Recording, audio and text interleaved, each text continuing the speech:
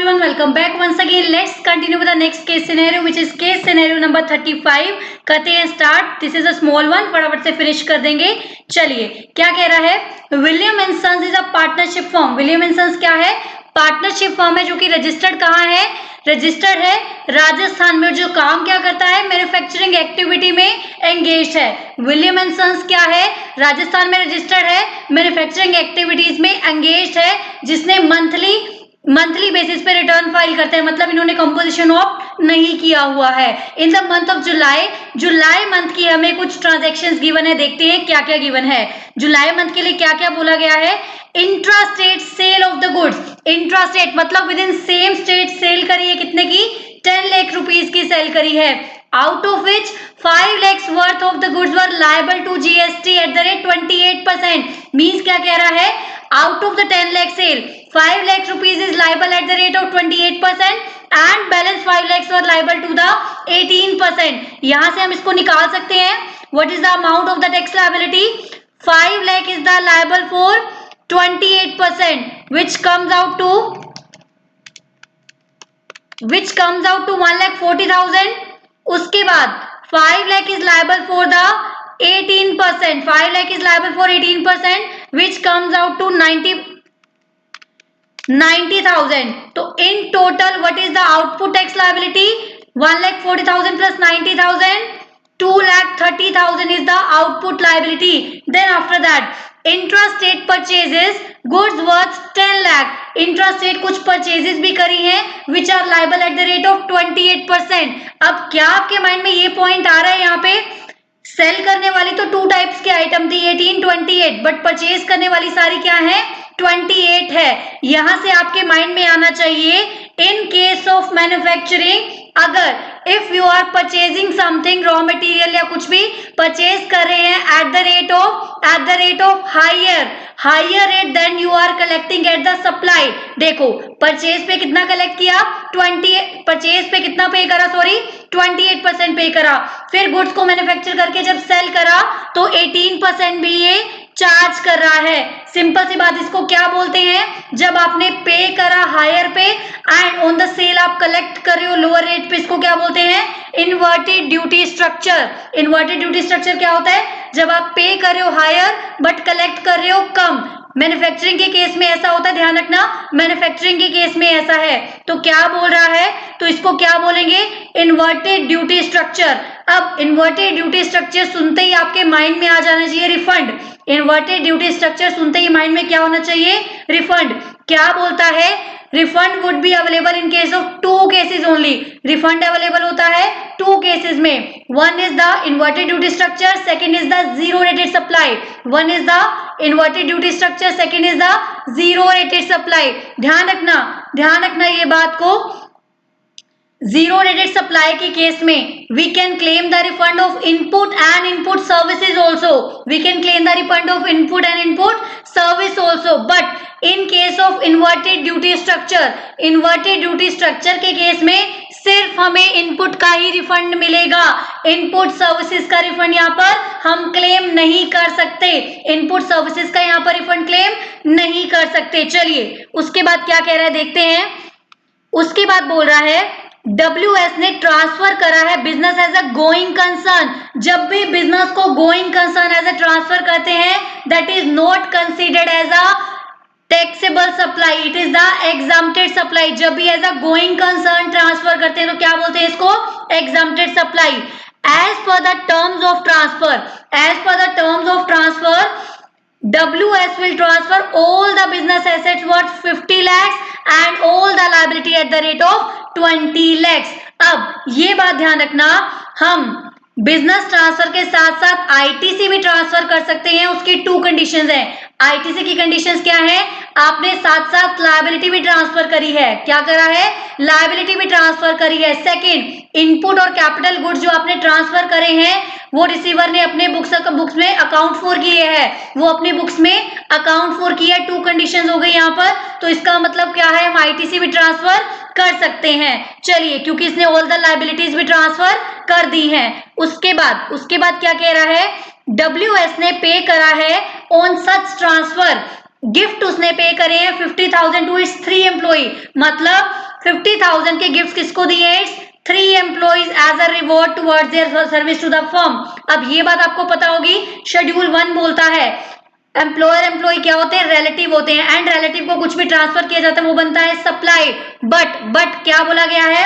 Up to 50,000 in 1 financial year to 1 employ क्या है? Exempted है, वो उससे वो सप्लाई नहीं माना जाएगा। तो यहाँ पे तो इन टोटल 50 बोल रहा है, 3 एम्प्लॉयज को 50,000 का दिया है, तो यहाँ पर ये सप्लाई के दायरे में आउटसाइड सप्लाई आउटवर्ड सप्लाई हमारे लिए नहीं मानी जाएगी। चलिए उसके बाद क्या कह रहा है? उसके बाद बोल रहा है ड्यूरिंग द मंथ ऑफ सितंबर के मंथ में एमएस ने क्या रिसीव करा? नोटिस रिसीव करा है डिपार्टमेंट से। आउटस्टैंडिंग लायबिलिटी 5 लाख रुपीज है pertaining to the period before the transfer. ध्यान रखना, नोटिस किसको मिला है? जिसने बिजनेस खरीदा है, who has purchases the business, उसको नोटिस मिला है। पर जो नोटिस मिला है उसमें लायबिलिटी कब की है? Liability pertains to the period before the transfer. But वो लायबिलिटी को डिटरमाइन कब किया गया है? डिटरमाइन किया गया है after the transfer of the business. यहाँ पे पॉइंट आता है लायबिलिटी इन सर्टेन केसेस वाला। Liability in certain cases I think section पड़ता है 85। चलिए देखते हैं एक बार क्या कह रहा है ये बोलता है इन केस, देखो मैं आपको एग्जांपल से ही बताती हूँ, WS ने अपना बिजनेस ट्रांसफर किया MS को 17 को 1 जुलाई तक की जितनी भी लायबिलिटी होंगी, 1 जुलाई तक की जितनी भी लायबिलिटी होंगी उसके लिए कौन लायबल होगा? WS and MS jointly and severally liable होंगे। WS and MS jointly and severally liable होंगे। ध्यान रखना, up to the date of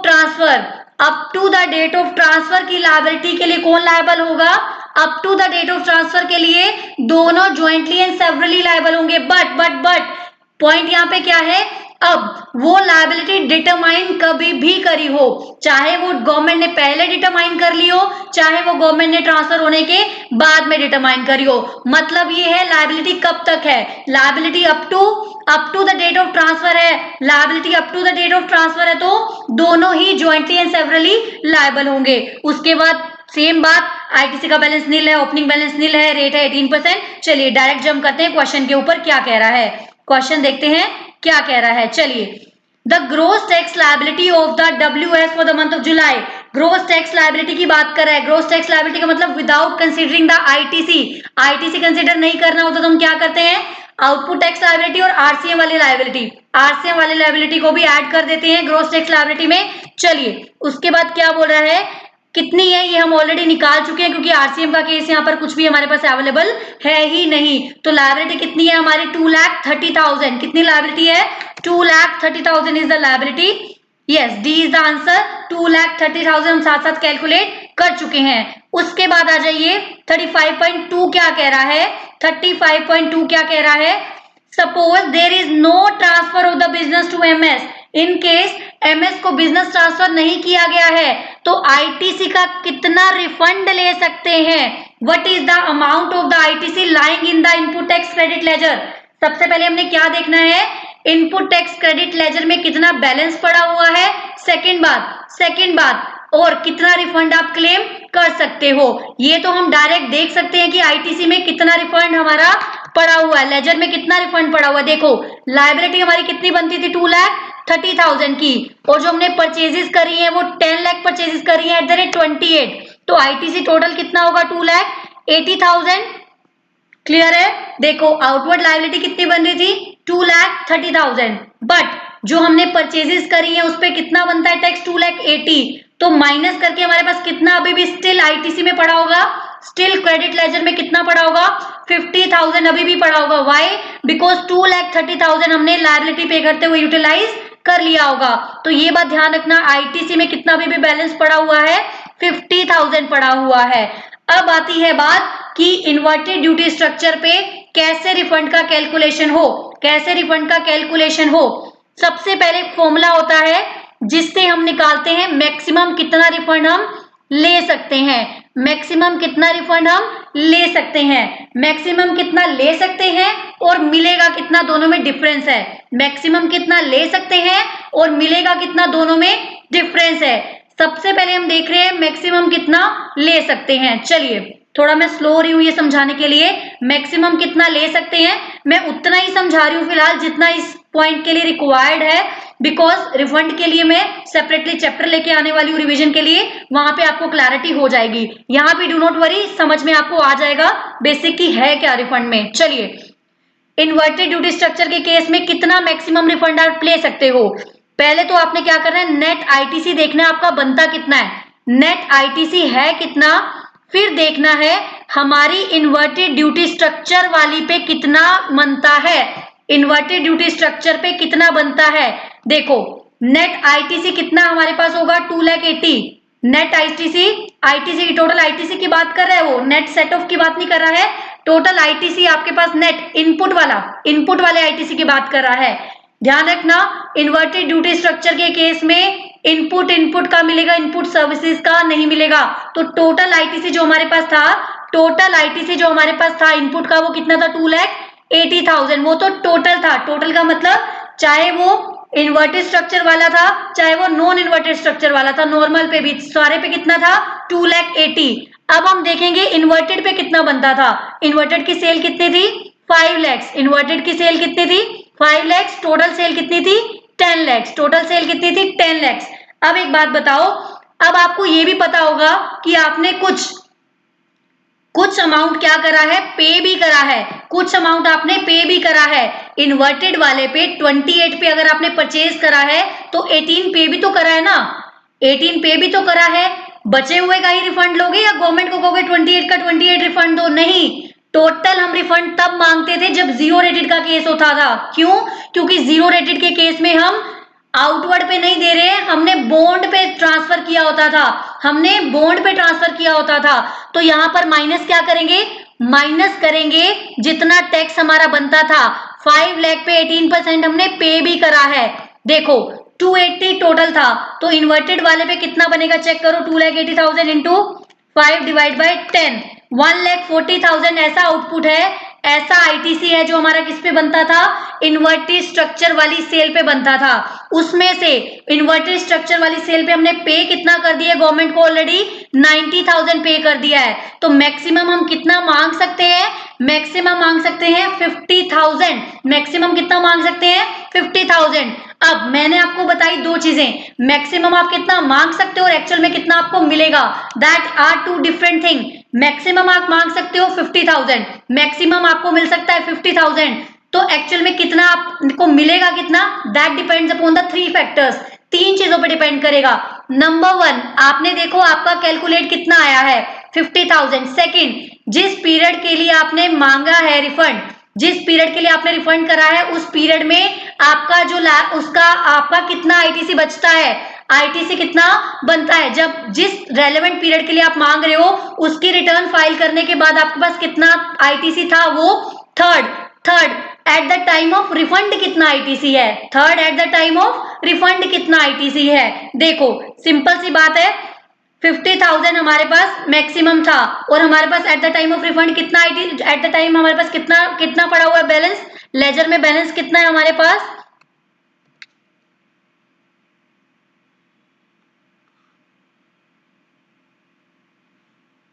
laser में बैलेंस कितना हमने निकाला है 50,000। तो दोनों में से लोअर चाहिए, दोनों सेम ही है, तो हम मैक्सिमम कितना रिफंड ले सकते हैं 50,000 का रिफंड यहाँ पर ले सकते हैं। चलिए नेक्स्ट क्या कह रहा है, in case of transfer of business to MS what is the amount of ITC that can be transfer.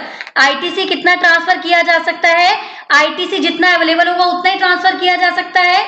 इस केस में ट्रांसफर किया जा सकता है, बिल्कुल किया जा सकता है। क्यों, क्योंकि वो लायबिलिटीज भी ट्रांसफर कर रहा है ना, वो लायबिलिटीज भी ट्रांसफर कर रहा है, तो आईटीसी कितना ट्रांसफर कर देगा 50,000 का आईटीसी भी ट्रांसफर कर देगा। चलिए उसके बाद who is liable to discharge the liability of 5 lakh, 5 lakh की लायबिलिटी जो नोटिस हुआ है कौन डिस्चार्ज करेगा, both jointly and severally discharge करेगा। आई थिंक इस पे हमने इनफ डिस्कशन कर ली है, बोथ जॉइंटली एंड सेवरली क्या करेंगे, डिस्चार्ज करेंगे। उसके बाद अगर क्या कह रहा है, फिफ्थ पॉइंट देखते हैं क्या कह रहा है, सपोज डब्ल्यूएस ने ट्रांसफर किया business as a going concern, WS ने बिजनेस ट्रांसफर किया एज अ गोइंग कंसर्न, उसको क्या बोला जाएगा, लमसम अमाउंट, वो ट्रांजैक्शन क्या कहलाएगी, that transaction is the exempted supply, क्योंकि एज अ गोइंग कंसर्न अगर हम बिजनेस ट्रांसफर कर रहे हैं that is considered as the exempted supply, तो क्या हो जाएगा exempt from GST, exempt from GST हो जाएगा। चलिए आई होप आपको समझ में आया। एक बार आंसर मैच करते हैं। A B,